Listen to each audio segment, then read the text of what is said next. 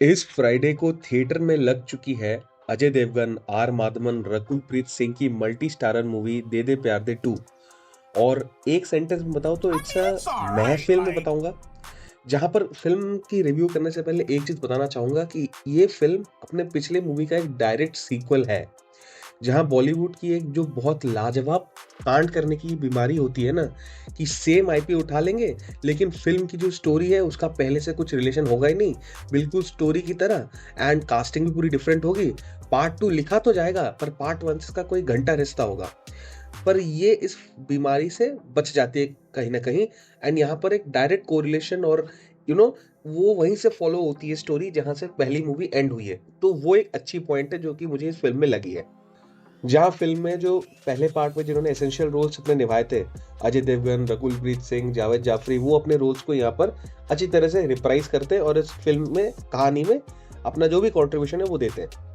जैसा कि मैंने कहा कि ये फिल्म जो है वो अपने पहले फिल्म के कंक्लूजन से अपना इंट्रो लेती है, यानी कि वहां पर एक फ्लैशबैक आप बोल लो, या फिर अगर आपने वो मूवी नहीं भी देखी है पहली वाली पार्ट, तो यहाँ पर आपको इस मूवी के स्टार्टिंग से पहले एक मूवी के बारे में एक बेसिक बताया जाता है कि अब तक मूवी में क्या हुआ या फिर अब तक इस स्टोरी में क्या हुआ, उसका एक रिकैपिचुलेशन दिया जाता है, जो कि एक अच्छी बात है मुझे लगता है। अपने पुरखों की तरह ये फिल्म भी एक रोमांटिक कॉमेडी ड्रामा फिल्म है। लव रंजन की फिल्म है तो एक फ्लेवर है ही। जहाँ इस फिल्म का जो बेसिक कॉन्सेप्ट है वो कुछ ऐसे जाता है।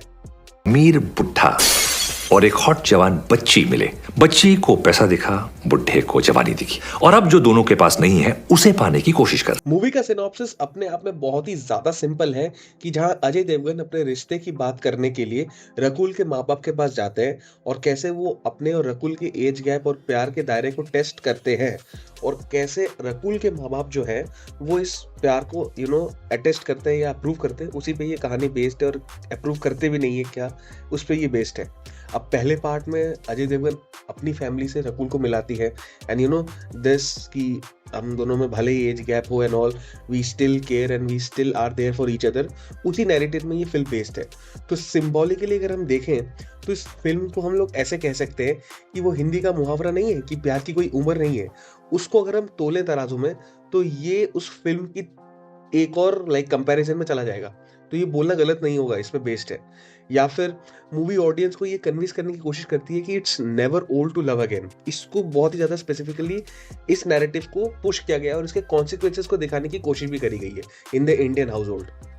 अब फिल्म की जो सबसे बड़ी दिक्कत मुझे ये लगती है वो ये है ना कि फिल्म के कुछ नैरेटिव्स आप बोल लो या डायलॉग्स बोल लो, या फिर फिल्म का जो कुछ पीओवीज है ऑफ सर्टेन कैरेक्टर्स, वो मतलब मैं I don't agree with that personally. Like I get where the character POV of R Madhavan, जो कि जिन्होंने रघुलप्रीत सिंह के पापा का रोल प्ले किया है, वो कहाँ से आते हैं एंड उनका क्या रोल है। बट बहुत लोगों को लगेगा कि यार इनका शायद कहीं जगह पे perspective was wrong. I think it was right. ठीक है, रकुल प्रीत सिंह का जो पर्सपेक्टिव है, या फिर एक तो रकुल प्रीत सिंह की डायलॉग डिलीवरी जो थी वो मुझे थोड़ी कभी कभी क्रिंज लगी एक तो। And the way she addressed और वो मेरे को थोड़ी सी क्रिंज लगी। कहीं कहीं जगह पर एक्टिंग क्रिंज हो जाती है, अच्छी नहीं होती, वो एक दिक्कत है। बट जो जिस तरह से वो नैरेटिव को पुश कर रही है, अपनी नैरेटिव को, पीओवी को, it can be problematic at times, मुझे लगी थोड़ी सी। I don't subscribe to that personally. बाकी फिल्म में कुछ डायलॉग्स हैं जो कि बार बार रिपीट किए गए हैं। ऐसा लगता है कि उसे ना पुश डाउन द थ्रोट किया गया कि यार ऑडियंस को बिठा के भाई ये डायलॉग आप सुनना पड़ेगा आपको, तभी आप कन्विंस होगे, जो कि मुझे लगता है ज्यादा हुआ है, मुझे नहीं पसंद। आप एक ही डायलॉग को बार बार यूज कर रहे हो तो it's becoming irritating at some point. साथ ही साथ वो एक ही फैमिलियल फैमिली कॉमिक सिचुएशन होगा जिसको देखकर फनी मोमेंट क्रिएट करने की कोशिश करी गई है, जो कि काम करता है टू सम एक्सटेंट। बट एक ही चीज आप बार बार करोगे तो वो अच्छी भी नहीं लगती। सो वो एक दिक्कत थी इस फिल्म में अगर मैं बताऊं। एंड जैसा मैंने कहा, डायलॉग्स कुछ जगह पे वो फन क्रिंज हो जाता है, क्लीशे क्रिंज, वो एक दिक्कत थी। और बाकी कुछ छोटे मोटे दिक्कतें हैं, जैसे कि कभी कभी एक्टिंग जो है, सब परफॉर्मेंसेस हुई है। अब एक्टिंग से आने से पहले I will talk about the casting. तो कास्टिंग में हमें जैसे पता है कि अजय देवगन थे, R Madhavan, Gautami Kapoor, Ishita Dutta, Zeeshan Javeri, I am not sure, Javed Javeri के बेटे, sorry if I am pronouncing it wrong. We have Javed Jaffrey, and then we have Rakulpreet Singh, और भी अदर कास्ट मेंबर्स हैं।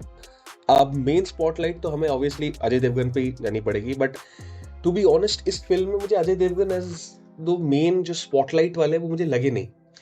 उसका रीज़न ये हो सकता है क्योंकि अजय देवगन की वही सेम ऑटो पायलट वाली परफ़ॉर्मेंस थी।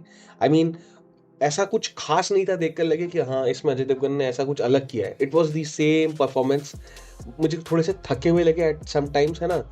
वो लाइक इंटेंसिटी जो है वो वहीं कहीं-कहीं जगह पर it was hit and miss type थी। वो आई विल से। एंड उनकी जो केमिस्ट्री थी विद रकुलप्रीत सिंह की परफ़ॉर्मेंस भी इनफैक्ट मुझे उतनी कन्विंसिंग नहीं लगी। दोनों में हालाँकि दोनों ने एवरेज डिसेंट परफ़ॉर्मेंस दिया है, आई वुड नॉट से कि खराब है, but it could have been better I would say. Film का जो पूरा भार है वो आर माधवन और गौतमी कपूर में आते हैं, जो कि रकुलप्रीत सिंह के माँ-बाप का रोल प्ले करते हैं। एंड दे लाइक उनकी जो ऑन स्क्रीन केमिस्ट्री है, बैंटर है, कैसे like they are affected by the situation और कैसे वो स्टेप इन करते हैं। ऑल दीज़ लाइक मूवी को थोड़ा बहुत जो है वो अच्छी बनाती है and like it feels good उनकी परफॉर्मेंस देखकर। उनका जो परफॉर्मेंस है, I would say that's one of the best in this film. Javed Jaffrey के जो बेटे थे, उनका तो रोल मतलब बेयरली बहुत ही छोटा है, पर उनका जो इन्वॉल्वमेंट इन द मूवी वो थोड़ा-सा बढ़ जाता है और थोड़ा-सा इम्पोर्टेंट हमें लगता है like after the second half के बाद। तो वहाँ पर एक हमें लगता है कि प्लस पॉइंट है, आप कह सकते हो। हालाँकि उनका परफॉर्मेंस भी आई वुड नॉट से it's not bad but it's not good either. It's बहुत एवरेज सी परफॉर्मेंस। मुझे पर्सनली जो सबसे बढ़िया परफॉर्मेंस लगी है वो है जावेद जाफरी की। मतलब जावेद जाफरी की जो परफॉर्मेंस थी इस फ़िल्म में, डायलॉग डिलीवरी हो गया, जिस तरह से वो सिचुएशन को एड्रेस कर रहे हैं, वो सब जो थी वो मुझे बहुत अच्छी लगी। Comic sense and comic timing was absolutely superb मुझे लगा। और उनके जोक्स से जब भी वो बात कर रहे थे, उस सिचुएशन को एड्रेस कर रहे हैं, आई फेल्ट फनी, मतलब अच्छा लगा मुझे देखकर। और उनका एक डांस सीक्वेंस भी आई थिंक बहुत लोगों ने देख ही लिया होगा। That was also very reminiscent of the fact that he was one of the earliest hip hop dancers हमारे इंडिया में। एंड लाइक कैसे उन्होंने शुरुआत करी थी वो, तो वो एक थोड़ा सा रिफ्रेशिंग लगता है लोगों को, अगर जिसने देखा होगा तो ऑब्वियसली। फिल्म के फर्स्ट हाफ तक तो कोई गाने नहीं है, सेकंड हाफ में बहुत गाने, एंड गाने are like almost average I would say. ऐसा भी नहीं है कि जिसे सुन के आपको लगे कि यार हाँ, चलो ये वाला गाना थोड़ा स्टैंड आउट है। एक तो पिछले वाले गाने का ही, पिछले करण औजला का ही जो गाना है उसको डाल दिया गया है। For me personally however the song I feel that ये अच्छा है थोड़ा, वो है रात भर, जो कि आदित्य रिखारी का है। तो that song was good. Rest ऐसा कोई मेमोरेबल सॉन्ग नहीं था, आई वुड से ऐसा कुछ नहीं था। फिल्म में जब भी अगर मैं बात करूं अजय देवगन की, तो अजय देवगन की जो भी सीन्स थे ना विद जावेद जाफरी, जहां पर वो छत पे सो रहे खटिए पे, that scenes were actually good. अगर मैं बताऊं दैट सीन और वो जो बैंटर था दोनों के बीच में, वो पुल ऑफ होता है नॉट बिकॉज अजय देवगन वहां पर एफर्ट हमें दिखता है, he is doing like average job for me, I personally think, but Javed Jaffrey that pulls it off. मतलब जावेद जाफरी के कंधों पे वो रहता है and he does it superbly. जब जब भी जावेद जाफरी वो खटिए पे बैठकर डिस्कस कर रहे हैं किसी के साथ, अजय देवगन के साथ mostly, that scene are really like चकल वर्दी। फिल्म जो है, मुझे लगती है जो फिल्म की सबसे स्ट्रॉन्गेस्ट पॉइंट है जो मैं बोलूंगा, वो ये है कि फिल्म ना अपने पॉप कल्चर रेफरेंसेस और फिल्म रेफरेंसेस बहुत बखूबी देती है। बॉलीवुड में एक बहुत कांड एक हुआ है रिसेंटली और होता रहा है रिसेंट, मैं बोलूंगा वो ये है कि जोक्स के टाइम पे वो ऐसा करते हैं ना कि पहले सिचुएशनल कॉमेडी जोक्स होती थी, वो धीरे धीरे घट के अब मीम रेफरेंसेस आने लग गई हैं।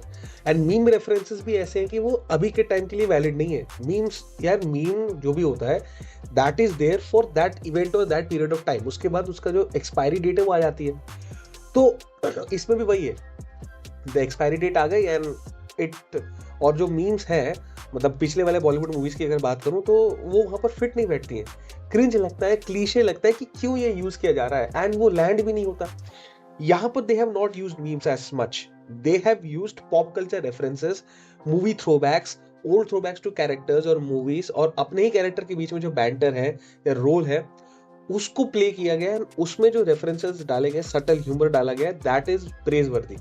वो जितने भी हैं, क्योंकि and mostly like Javed Jaffrey वो पुल ऑफ करते हैं, या फिर जावेद जाफरी एंड आर माधवन, गौतमी कपूर की जो प्रेजेंस है और dialogue delivery with that reference जो चलता है, that I feel is very very good. वो एक बहुत अच्छी है, और जहां जहां वो आता है आई पर्सनली चकल, मुझे अच्छा लगा, खुशी हुई देखकर, and and find it funny. वो एक अच्छी मूव थी इस फिल्म में, मैं ये बताना चाहूंगा।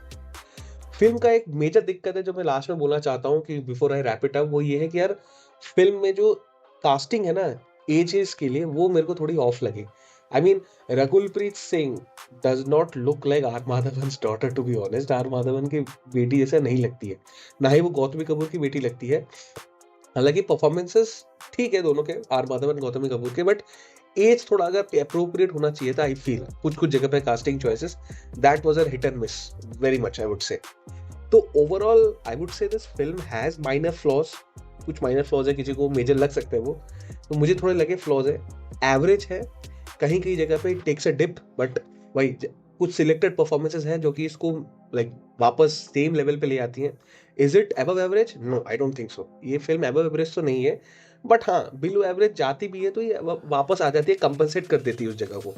So it's an okay okay film at the best. अगर आप फैमिली के साथ जा रहे हो वीकेंड पे तो you can watch this film, ठीक है। फैमिली एंटरटेनर आप बोल सकते हो, वन टाइम वॉच है लेकिन।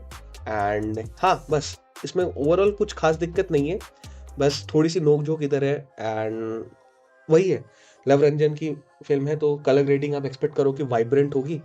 और अगर आपको देखना है फिल्म तो आप देखने जा सकते हो, अच्छा टाइम पास हो जाएगा आई वुड से। पर ये मेरे ओपिनियंस थे यार, तुम्हारे क्या ओपिनियंस है कमेंट सेक्शन में जरूर बताना। और हाँ, अगर फिल्म पसंद आए तो लाइक करो, शेयर करो, सब्सक्राइब करो। मिलते हैं अगले वीडियो में, तब तक के लिए जय हिंद, वंदे मातरम, थैंक यू।